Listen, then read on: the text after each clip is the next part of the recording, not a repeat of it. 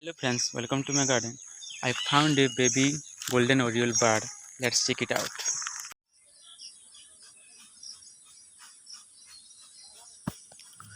The Indian golden oriole is found in the Indian subcontinent and Central Asia. She is calling her mother.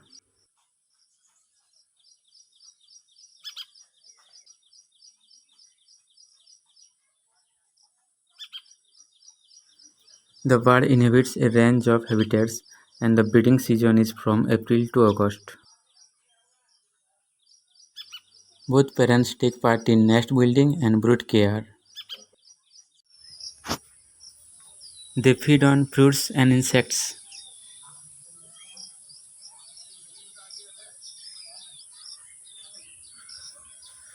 She is small but still can fly.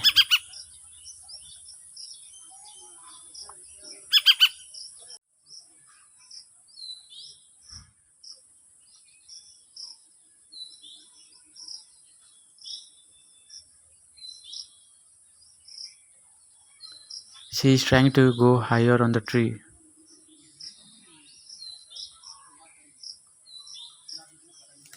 Her wings are not so strong yet.